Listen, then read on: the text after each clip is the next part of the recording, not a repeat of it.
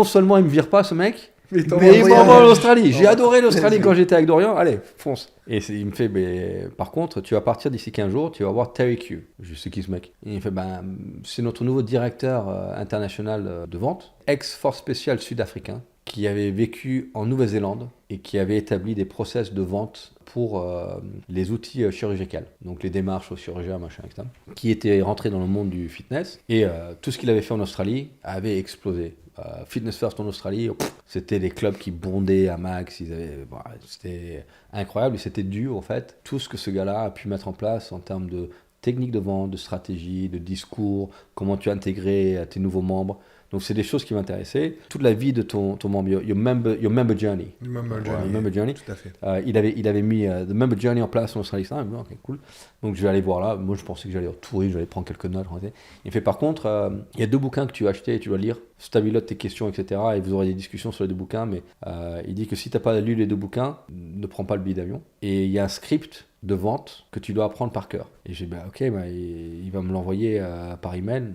À ce moment-là, j'ai commencé à gérer les emails. Donc, et il me fait, non, je l'ai imprimé, voilà. Et il me donne 9 pages. Et je cite, il faut que tu l'apprennes par cœur, mot pour mot. 9 pages. J'ai jamais été très bon en autodictée, là ça va être un prêt. Du coup, dans l'avion, j'étais en train de, je bouquinais les dernières pages de... Les 2 bouquins d'ailleurs, c'était Ouais, c'est ma question, ouais. Developing the Leader Within You par John C. Maxwell.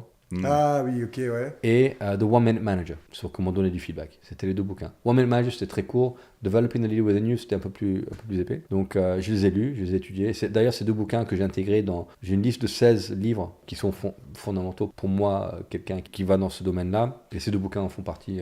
Les leaders qui travaillent avec moi, c'est 2 bouquins qu'ils étudient avant de prendre leur poste, etc. Donc, je vais partir en Australie. À ce moment-là, j'étais plus avec Marie. Je vais emménager chez elle quand je suis arrivé à Paris pour l'ouverture de Fitness First. Mais tellement j'étais investi dans le Fitness First que... Tu l'as oublié. Non, du tout. Moi, I was in love, man. Tu sais, quand tu vois ces jeunes qui sont derrière leurs copines, c'est comme ça. Ouais, ils disent bientôt, quoi. Ouais. Et j'étais un vrai gogs, quoi.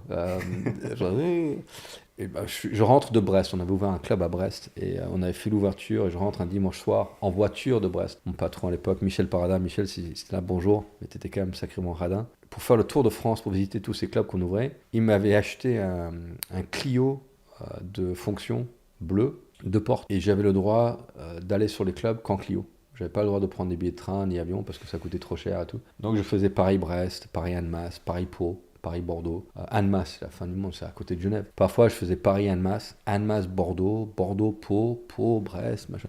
Et je rentrais le vendredi soir à la maison. Etc. Et quand on a ouvert les clubs, je travaillais tous les week-ends sur les ouvertures, etc., les portes ouvertes. Et tout, machin. Je rentre un dimanche soir à l'appartement. On avait quelques différends parce que j'étais engagé dans le projet. Je dis, mais j'ai une opportunité là, il faut que je me prouve. Il faut que, tu sais, je me lève tôt, je pars le lundi, je rentre le vendredi, mais je t'aime, c'est pour nous, machin. Donc pour moi, j'étais, tu sais, je suis convaincu, on est ensemble. Ouais. Je vais foncer, je vais travailler comme mon père a travaillé et je vais être digne de ton amour. Je vais être dans une position pour gagner plus. Je te donnerai la vie que tu veux. Tu sais, j'étais dans ce truc-là. Elle, tout ce qu'elle voulait, c'était un mec qui rentrait le soir, qui dînait avec elle et il discutait. Ouais, qui était présent. Ouais. Voilà. Donc un mec qui était à la maison pour voir Claire Chazal sur le 20h. C'était ça le truc. Je rentre un dimanche soir et c'était un appart dans le 15e. Je monte dans l'ascenseur, c'était un petit ascenseur comme ça. Et j'essaie de sortir, elle était premier étage. J'essaie de pousser la porte de l'ascenseur, mais ça n'ouvrait pas. Tu sais, t'avais la porte qui faisait comme ça et l'autre après, il fallait pousser. Donc je pousse fort et là, j'entends. Il y a des trucs derrière. C'était mes affaires. Et en fait, elle avait viré tous mes affaires. Elle les avait mis devant la porte de l'ascenseur pour ne pas avoir besoin de me voir, pour me confronter, pour me dire que c'était fini. Elle m'a dit comme ça, avec mes valises devant la porte. Je dis, ah putain. C'est pire qu'un SMS. Holy shit, man. Oh, c'était pire qu'un SMS. Aïe. Je fais bon. Là, j'étais dans tous mes états, je comprenais pas. Et j'avais quand même des séquelles émotionnelles du Club Med où je pense que je me suis lancé dans la vie du village d'une façon qu'un célibataire, il a le droit de faire, mais moralement peut-être qu'il devrait pas. Tout ça, c'était une façon, je pense, de m'échapper, de réfléchir aux besoins émotionnels de quelqu'un, l'appartenance, l'amour, la sécurité. Pas la sécurité physique, mais la sécurité mentale, surtout psychologique, d'être avec quelqu'un qui est bien intentionné envers toi, etc. Ce qui m'a aidé après à avoir envie d'aller étudier Maslow's et la psychologie. Pyramide. Mais parce que j'avais vécu tous ces trucs-là où je me sentais, dès elle m'avait brisé le cœur, j'ai fait des conneries, j'ai essayé de l'appeler 50 000 fois, je me suis mis devant son appartement, J'ai acheté 60 roses que j'essaie de lancer sur le balcon. J'ai dormi dans la Clio de fonction. J'ai dormi dedans parce que je gagnais pas beaucoup d'argent. Et l'argent que je gagnais, j'avais dépensé sur rue de la Soif à Paris. Parce que ma copine, elle aimait sortir. Et bien évidemment, étant le mec, c'est moi qui ai acheté la bouteille de champagne. Donc, j'aurais tout fait pour elle. J'aurais tout donné. Donc c'était une bonne leçon aussi de trop bon, trop con. Tu vois, et tout le machin. Et donc j'étais dans le love, et puis bon, moi je t'aime. C'était pas assez. Mais il fallait être là. Et tout. J'ai dormi dans la voiture 3 nuits. Je prenais les douches dans un de nos clubs. Je disais à personne. J'ai pas dit à mes parents parce que je voulais pas qu'ils s'inquiètent, mais je voulais pas, encore une fois, c'est un échec. Ouais. C'était un échec qu'il fallait que je digère, que j'avale. Je n'allais pas dire à mon père, ton fils il est faible, il a le cœur brisé, et il vacille, il sait pas trop quoi faire. Là on dit, oui t'inquiète, tu as le droit de pleurer mon fils, machin. À l'époque t'es un homme, tu vois, c'est like, man up, tu vois, et assume, et puis c'est quoi le plan, tu vois. Mon père il a dit, comment tu plains? J'ai dormi dans la Clio, c'était le plan. Donc j'ai dormi dans la Clio jusqu'à la fin du mois, j'ai eu le prochain paycheck. Heureusement que c'était pas loin, la fin du mois c'était quelques jours. Et je prenais une douche, donc à l'époque, c'était 2001. Il y avait un Anglais qui dormait dans une Clio dans le 15e arrondissement parce que voilà, j'avais mes affaires derrière. Moi j'étais dans le siège passager et je pouvais pas le tirer trop en arrière, je me souviens, parce qu'il y avait toutes mes affaires bloquées, ça allait pas. Et j'étais là, je me putain, ça c'est ma vie. Bon, qu'est-ce qui te reste? Tu sais que tu as la sécurité à Londres, mais tu avais ce projet. Est-ce que tu as tout perdu? Non. Elle veut pas de toi. Okay. Quelle est la meilleure façon pour qu'elle ait envie de toi? Que tu aies de la réussite. Make successful. So, allez, avale. Elle était amoureuse de toi, elle reviendra. Jamais revenu. Jamais revenu, et puis au bout d'un certain temps tu tournes la page et puis voilà, c'est bien.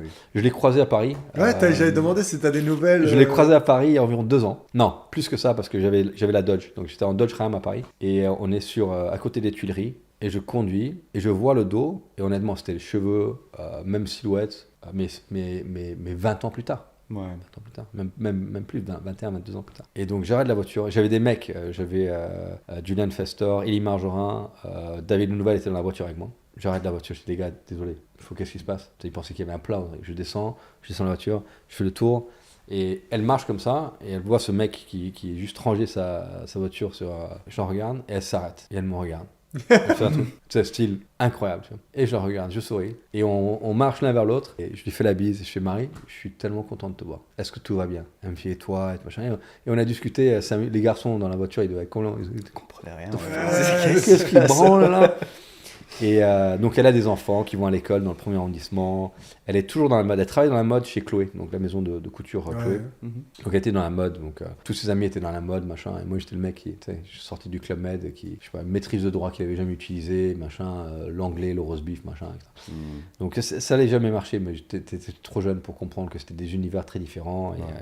Et même elle m'aurait rendu très malheureux et je l'aurais rendu très malheureuse. Donc c'était avec un peu de recul, tu te rends compte que c'était très bien comme ça. C'était ce qu'il fallait. Ouais. Et donc j'étais très content de la voir, très content de savoir qu'elle est heureuse, qu'elle a eu la vie qu'elle voulait, et voilà. Et je sais qu'elle avait des regrets sur comment ça s'était terminé et tout, mais je voulais aussi dans ce moment-là lui montrer qu'il y avait pas du tout de rancœur. Quand je pense à elle, femme magnifique, j'ai eu de la chance de la croiser, j'ai eu de la chance de l'avoir dans ma vie le temps que je l'ai eu. J'espère que je lui ai fait du bien aussi.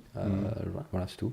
Donc c'était encore une leçon, c'est peu importe comment les choses se terminent, il faut que, je pense que le moment ensemble, que tu aies un impact positif. Que tu laisses une bonne trace. Le mot en anglais, j'ai du mal à trouver en français, vraiment, c'est la traduction de legacy. Your legacy is... Héritage. L'héritage. Ton héritage, c'est ce que tu as partagé avec les gens, est-ce que tu leur as permis de devenir grâce au contact avec toi. Et donc elle faisait partie des gens qui avaient complètement... Je ne serais pas en France aujourd'hui, ça n'aurait pas été pour elle, donc je suis reconnaissant pour tout ça. Voilà. Bref, qu'est-ce qui se passe après ça? On en est où là? Ah oui. Tu vas en Australie, je pense. Donc oui, et on reviendra au moment où, avec Fitness First là, et l'échec dans ma vie personnelle et le travail. Mais... Donc je vais en Australie, Terry Q, imposant, brun, mâchoire carrée, accent sudaf, léger, australien, bronzé, super fit, pantalon pince, chemise, manche, je le vois là, manche courte. Il avait une montre, je crois que c'est une Omega. tu voyais, he's fit man. Et ça, c'est parce que moi, l'image du directeur commercial, c'était le mec, c'est costard, cravate, machin. Et là, c'était le mec super fit, professionnel, propre sur lui. Et il m'accueille avec un sourire, mais comme si on était des vieux potes. Yeah, good to see you, great you're here. Allez, how's the trip, machin. Allez, on monte dans la voiture. Donc il était venu lui me chercher. Ah ouais, à l'aéroport. Il ok. était responsable de centaines de personnes, mais c'est lui qui vient me chercher. Il me fait, écoute, on a une journée chargée, ça te va? Je fais, ouais, c'est bon. Il me fait, t'as dormi un peu dans l'avion? Je fais, un peu, mais bon, décalage. Je dis, bah, quand tu flanches, tu me le dis, on a plein de café, etc. Mais c'est sa façon de me dire, Ouais, on va quand même travailler. On va y aller fort. sois pas un flocon de neige. ok Ouais, C'était là pour taffer. Mais il me l'a fait d'une façon, tu vois. Il fait, OK, we're gonna go to the head office. Il y a des gens que j'ai envie de te présenter, on va aller au bureau. OK, et bah, là, c'est l'espace pour toi. Ouais, cool. Tiens, je vais te présenter. Il me présente, machin, je te tourne. Ça, c'est ton espace, installe-toi, etc. Tu veux un café? Je fais, ah ouais, je veux bien. Il me fait un café. Ouais. Et il m'amène 9 feuilles de papier blanches, un stylo. Il me fait, OK, là, écris le script là-dessus. Je reviens dans quoi? 40-45 minutes? On se voit dans 45 minutes. Donc le script de 9 pages, quand il a dit il fallait l'apprendre par cœur, it was no bullshit. Ouais. Quand il est revenu, il a lu, il fait ok, bon, il y a quelques erreurs là, mais ok, c'est pas mal. 9 pages, ok, c'est bon, tu peux rester. Et je fais mais tu rigoles? Il fait non, du tout. Je t'avais dit que si tu n'avais pas appris le script, ne viens pas, on est d'accord? Je fais oui. Il fait là, j'ai vu que tu as appris le script, donc tu peux rester. Et je fais mais si c'était le cas inverse, tu aurais fait quoi? Je t'aurais pris un billet, je t'amène à l'aéroport, tu vas même pas à l'hôtel. Tu sais, cette anecdote-là, quand je l'avais entendue, c'est exactement la même chose que j'ai fait à mon alternant sur le commercial. C'est-à-dire, tu sais, c'est un. En plus, je sais qu'il va regarder. Il va regarder la vidéo. Je sais très bien sa tête qu'il va faire quand il va regarder la vidéo. Et j'avais fait mon script. Tu sais, j'avais pris votre script à vous au WE de toutes les formations que j'avais fait, etc. J'ai fait un peu mélanger avec ce que moi je faisais. Et je lui avais montré le script. Et il l'avait lu, tu sais, mais un peu l'illusion d'apprentissage. Tu sais, tu penses que tu sais, mais tu sais pas en fait. Et il y a le truc de. Il y a le passage de script et puis la réalité de comment tu dois accueillir un client finalement. Et je lui ai dit, ok, apprends cette première partie. C'est bris de glace, machin. Et puis, apprends cette première partie, mais c'est quelques questions. Hein. Il a bégayé au bout de 2 questions. Mais c'était juste, ça va, vous avez bien su vous garer, vous avez su trouver la salle. Et c'était juste ça. Et il a bégayé. Et pourtant, c'était un mec qui avait de la tchatch et tout. Mais il a pensé que c'était facile. Et pendant 2 semaines, jour après jour, il a écrit le script sur papier. Sur papier. Et quand il se trompait, bon, désolé pour la planète, mais quand il se trompait, on jetait les... Et il refaisait... Et je le sais, ce qu'il me l'a dit à posteriori. Il me disait, même quand il rentrait chez lui, même quand il était dans la voiture, même quand il rentrait chez lui, il refaisait le script, il refaisait. En fait, pour se dire, avant... Et ça, c'est l'erreur que font même les gars aussi en coaching, c'est avant de vouloir créer ton propre chemin à travers le script, etc., apprends déjà la structure. Et puis après, tu sois inventif, tu vois. C'est ça. Ton caractère, tu peux pas vendre que sur du caractère. Oh, tu peux, si tu es tout seul.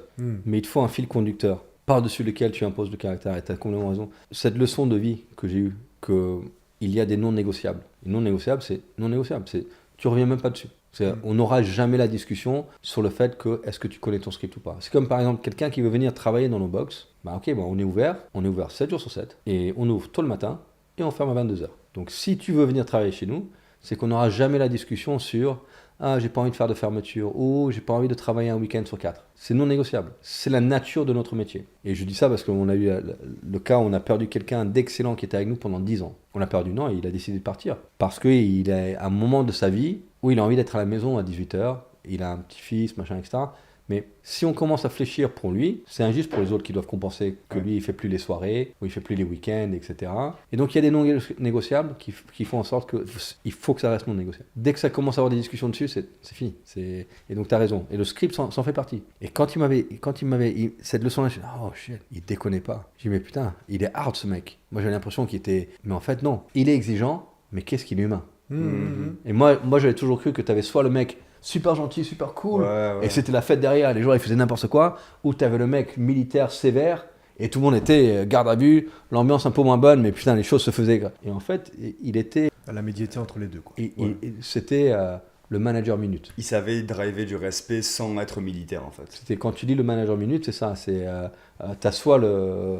Ouais, je l'adore, et qu'est-ce qu'il est bien. Mais en fait, l'entreprise, c'est quoi, c'est un résultat de merde. Ou t'as le mec, ouais, les résultats sont bien, mais putain, les gens, ils sont un peu asphyxiés. Et en fait, le manager minute, si tu poses des attentes très claires, et tu inspectes, et tu donnes du feedback, tu sais comment réprimander, rediriger, ou tu sais comment féliciter, boum, tu fais le meilleur des deux mondes. T'as une bonne ambiance, parce que tu es en train de reconnaître et féliciter les bonnes choses, et tu corriges les mauvaises, mais tu les corriges d'une façon de pédagogue. On utilise